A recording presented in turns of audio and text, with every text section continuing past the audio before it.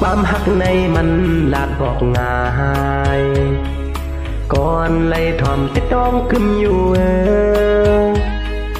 ก็อันลาดเจ้าแต่อำต้องขอความขึ้นในก่อในเย้าเปิ้นห้องว่าโกนหมอแหลมยุ่งความไม่ก็เตมีลองสั่งในหักหนึ่งหักสองเย้าหักสามแทงอำนั้นผู้ใจในเป็นต่างเรียนมาจังนั้นหาหักเปิ้นก็เลยก็อำหันมันเกินเปียกยันดีจังตีผู้หญิงจึงนั่งสู้ในเมืองกวนในที่มีทางหลายก่อเฮ็ดให้เปิ้นตื้อใจเลยเจ็บย้อนเปื้อไหมในเพียงพอหันใจมันลายเอา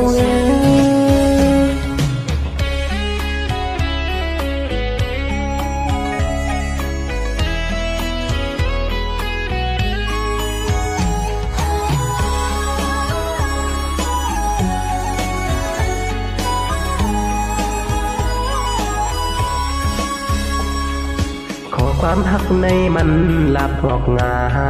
ยก่อนไล่ถ่อมเตี้ยต้องขึ้นอยู่ก็อันลักเย้าแต่อำต้องขอความขึ้นในก่อในเย้าเปิ้นห้องว่าควนหมอเลียนเก่า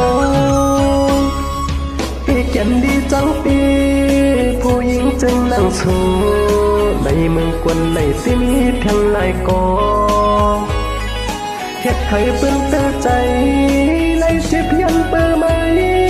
ในเพียงพอหันใจไม่ลายเอาหืยุ่มความไม่ก็เตมีลองสั่งใน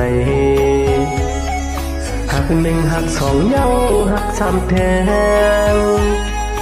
อำนั้นผู้ใจในเปลี่ยนต่างเรียนมาจึงนั้นหาหักเปิ้นก็เลยก็อำหันมันคือยันดีจังปี